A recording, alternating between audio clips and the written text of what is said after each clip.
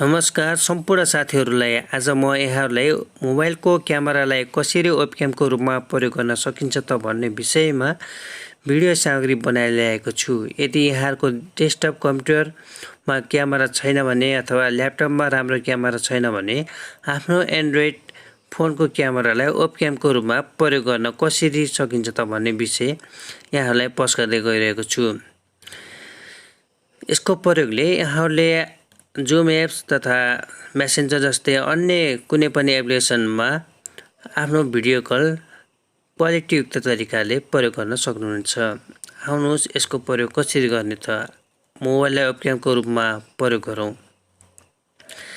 यदि यहाँहरूले हाम्रो च्यानललाई सब्स्क्राइब गर्नुभएको छैन भने कृपया यहाँ सब्स्क्राइब गर्नुहोला ताकि नयाँ र ज्ञानवर्धक कुराहरूको भिडियो सामग्री यहाँहरूले मोबाइलमा चाँडै नै नोटिफिकेसन पाउन सक्नुहुन्छ।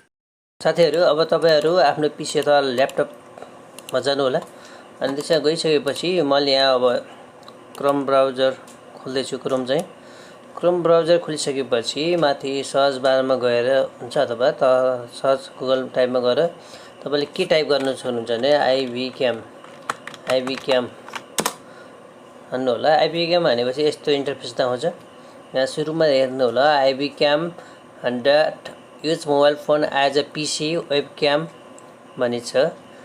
यसले चाहिँ तपाईहरुले यो सुरुमै देख्नुहुन्छ। यसले चाहिँ तपाईहरुले क्लिक गरेर खोल्नु पर्ने हुन्छ। यो खोल्नु होला। मैले यहाँ क्लिक गरेको छु अनि यो खोलिसकेपछि तपाईको यहाँ इन्टरफेस आउँछ। यस्तो यो देखाइसकेपछि iVCam भन्ने देखाएको छ। तल क्यूआर कोड बार तल स्क्रोल डाउन गर्नु होला। स्क्रोल डाउन गरिसकेपछि यहाँ डाउनलोड विन्डोज क्लाइन्ट सफ्टवेयर भन्ने छ। यहाँ डाउनलोड फर विन्डोज भन्ने रहेको छ। यसलाई क्लिक गर्नु होला। यसलाई क्लिक गरिसकेपछि यता तल कर्नरमा हेर्नु होला। यहाँ डाउनलोड भइसकेको छ।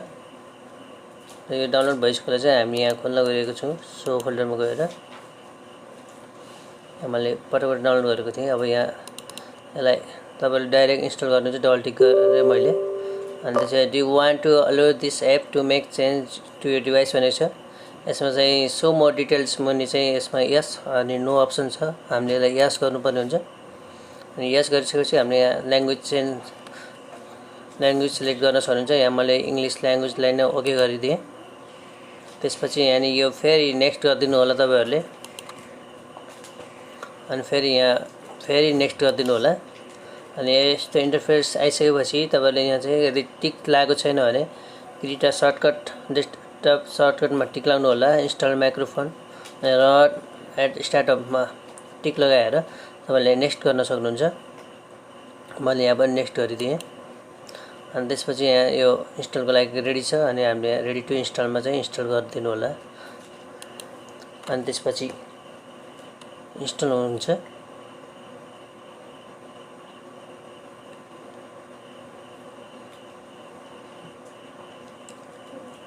अनि इन्स्टल भइसकेपछि run ivcam.exe भन्ने छ। अनि त्यसपछि यो तपाईको इन्स्टल भइसकेको छ। यसलाई फिनिश गरिदिनु होला। यो फिनिश गरिसकेपछि तपाईको यस्तो इन्टरफेस आउँछ डेस्कटपमा। अनि डेस्कटपमा यो तपाईको इन्स्टल भइसकेको अवस्था हो। अब तपाईले यो आइसकेपछि अनि तपाई अनि आफ्नो मोबाइलमा जान सक्नुहुन्छ।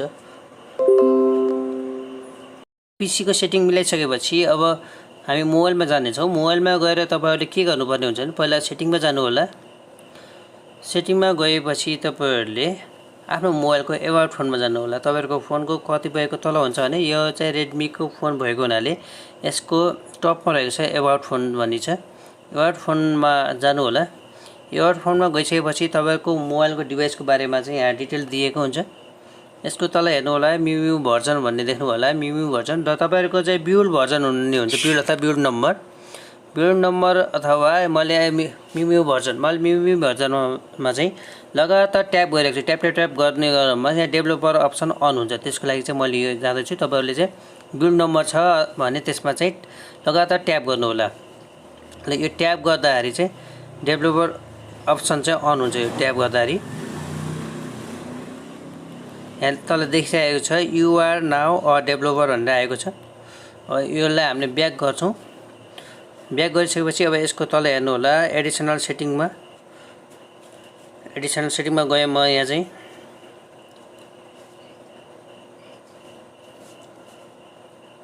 एडिसनल सेटिङमा गइसकेपछि तपाईले हेर्नु होला एन्टरप्राइज मोड मुनि चाहिँ यहाँ डेभलपर अप्सनको अप्सन आइसकेको छ। यो अप्सन आइसक्यो। यसमा जानुपर्ने त खासै जरुरत छैन, यसलाई अन मात्र गराउने हो। अनि तपाईहरुलाई मैले डेभलपर अप्सनमा एउटा तपाईहरुलाई सहजताको लागि यहाँ यदि तपाईहरुको मोबाइल स्लो छ भने चाहिँ यसलाई फास्ट गराउनको लागि यो डेभलपर अप्सनलाई स्क्रल गर्दै जानु होला। स्क्रल गइसकेपछि यहाँ तपाईले देख्न सक्नुहुन्छ फोर्स आरटीएल लेआउट डाइरेक्सन भन्ने छ। यो चाहिँ तपाईहरुको राइट साइड र लेफ्ट साइड चेन्ज गर्नको लागि हो। यो त्यति आवश्यकता भएन। यो तल हेर्नु होला त्यसमुनि विन्डो एनिमेसन स्केल भन्ने देख्नुभएको छ अनि ट्रान्जिसन एनिमेसन स्केल देख्नुहुन्छ अनि एनिमेटर ड्युरेसन स्केल भनेको छ। यिनीहरुको एनिमेसन स्केल चाहिँ एकचोटी म तपाईलाई चेक गराउन देखाउँछु। यो विन्डो एनिमेसनको मैले 5x मा लैदिए एनिमेसन स्केलमा। त्यसैगरी ट्रान्जिसनको एनिमेसन स्केलको पनि मैले 5x मा लैदिन्छु। यहाँ देख्नुभएको 16 आउने 16 जाने भइरहेको छ। अनि एनिमेटेड ड्युरेसन स्केलमा पनि 5x लैछु। यो धेरै स्लो भएको छ। अब हेर्नुस् है यसले स्लो र फास्ट गराउने काम गर्दछ।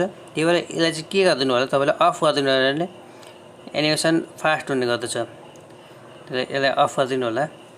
यो तपाईहरुको चाहिँ गरेर मोबाइल अलि फास्ट चल्छ। अनि ब्याकग्राउन्ड प्रोसेस लिमिट भएको छ। यो स्ट्यान्डर्ड लिमिट ठिकै छ। ब्याक गर्दिनु होला। यो सेटिङले चाहिँ तपाईको मोबाइल चाहिँ स्लो हुँदैन, अलि फास्ट काम गर्ने गर्दछ। ल म अब पहिलेकै अवस्थामा जाँदै छु। अब यहाँ हामी कम्प्युटरको सेटिङमा गइसकेपछि कम्प्युटरमा जुन इन्टरनेट जोड्नु भएको छ त्यही नेट चाहिँ मोबाइलमा पनि सेम नेट जोडिएको हुनुपर्दछ यसको लागि। अनि अब यसमा रहेको प्ले स्टोरमा मोबाइलको प्ले स्टोरमा जानु होला। अब मोबाइलको प्ले स्टोरमा गइसकेपछि तपाईले चाहिँ यहाँ iVCam सर्चमा गएर चाहिँ iVCam वेबक्याम भन्ने छ। यसलाई चाहिँ तपाईहरुले खोल्नु होला। यहाँ देख्नुभएको छ iVCam वेबक्याम E2E सफ्ट भन्ने रहेको छ। यसलाई इन्स्टल गर्नु होला। इन्स्टल हुने क्रममा छ, पेन्डिङमा देखिरहेको छ नेट अलि स्लो भएको कारणले। अनि यो लगभग 100% इन्स्टल भइसक्यो। त्यसपछि डिभाइसले कतिको सपोर्ट गर्छ गर्दैन, यदि यो भाइरस हो कि हैन यसलाई स्क्यान गर्दछ डिभाइसले। अनि यो स्क्यान पनि भइसकेको छ। अब रेडी टु ओपन भइसकेको छ। मैले ओपनमा क्लिक गरे।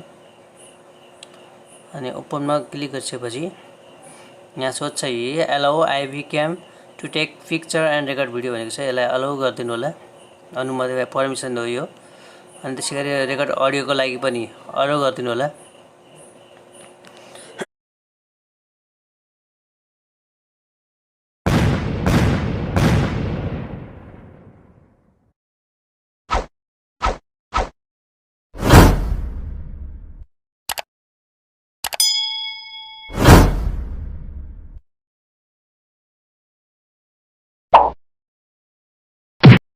नमस्कार सम्पूर्ण साथीहरुलाई। आज म यहाँहरुलाई मोबाइलको क्यामेरालाई कसरी वेबक्यामको रूपमा प्रयोग गर्न सकिन्छ त भन्ने विषयमा भिडियो सामग्री बनाएर ल्याएको छु। यदि यहाँहरुको डेस्कटप कम्प्युटरमा क्यामेरा छैन भने अथवा ल्यापटपमा राम्रो क्यामेरा छैन भने आफ्नो एन्ड्रोइड फोनको क्यामेरालाई वेबक्यामको रूपमा प्रयोग गर्न कसरी सकिन्छ त भन्ने विषय यहाँहरुलाई पेश गर्दै गइरहेको छु।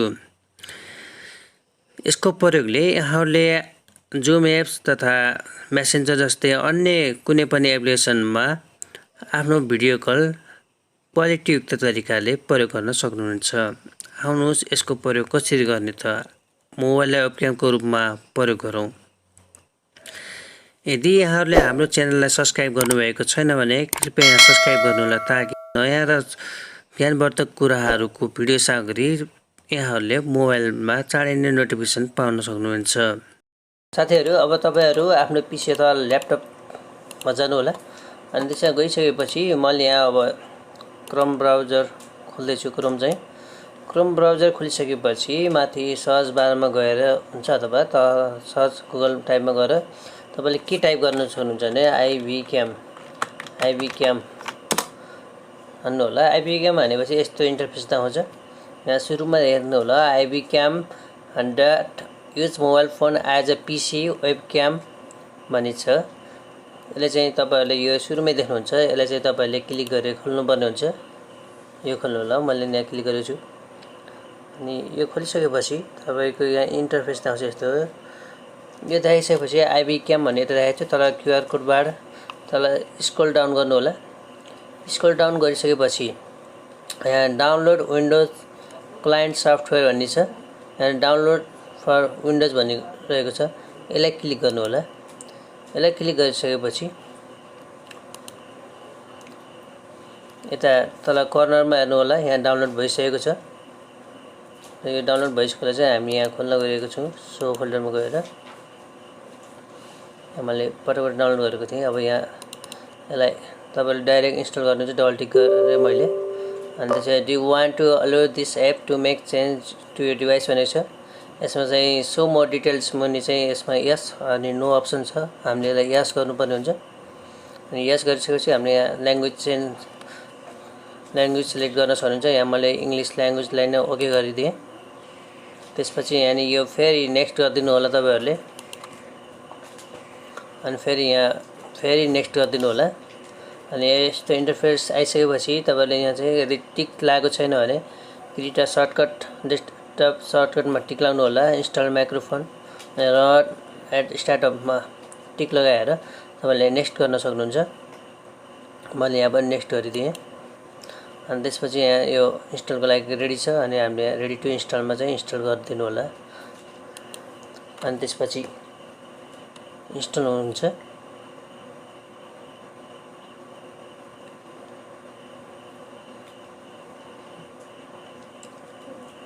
अनि इन्स्टल भइसकेपछि run iVCam.exe भन्छ अनि त्यसपछि यो तपाईको इन्स्टल भइसकेको छ यसलाई फिनिश गरिदिनु होला यो फिनिश गरिसकेपछि तपाईको यस्तो इन्टरफेस आउँछ डेस्कटपमा अनि डेस्कटपमा यो तपाईको इन्स्टल भइसकेको अवस्था हो तपाईले यो आइसकेपछि अनि तपाई अनि आफ्नो मोबाइलमा जान सक्नुहुन्छ पीसी को सेटिङ मिलाइसकेपछि अब हामी मोबाइलमा जाने छौं मोबाइलमा गएर तपाईहरुले के गर्नुपर्ने हुन्छ भने पहिला सेटिङमा जानु होला सेटिङमा गएपछि तपाईहरुले आफ्नो मोबाइलको एबाउट फोनमा जानु होला तपाईहरुको फोनको कतिपयको तल हुन्छ भने यो चाहिँ रेडमी को फोन भएको हुनाले यसको टपमा रहेको छ एबाउट फोन भन्ने छ एबाउट फोनमा जानु होला एबाउट फोनमा गइसकेपछि तपाईहरुको मोबाइलको डिभाइसको बारेमा चाहिँ यहाँ डिटेल दिएको हुन्छ यसको तल हेर्नु होला म्यु भर्जन भन्ने देख्नु होला म्यु भर्जन र तपाईहरुको चाहिँ बिल्ड भर्जन हुने हुन्छ बिल्ड अथवा बिल्ड नम्बर अथवा मैले म्यु भर्जनमा चाहिँ लगातार ट्याप गरिरहेको छु ट्याप गर्ने क्रममा यहाँ डेभलपर अप्सन अन हुन्छ त्यसको लागि चाहिँ मैले यो जाँदै छु तपाईहरुले चाहिँ बिल्ड नम्बर छ भने त्यसमा चाहिँ लगातार ट्याप गर्नु होला ल यो ट्याप गर्दाखेरि चाहिँ डेभलपर अप्सन चाहिँ अन हुन्छ यो ट्याप गर्दाखेरि यहाँ तल देखिरहेको छ you are now a developer भनेर आएको छ यसलाई हामीले ब्याक गर्छौं ब्याक गरिसकेपछि अब यसको तल हेर्नु होला एडिसनल सेटिङमा गए म यहाँ चाहिँ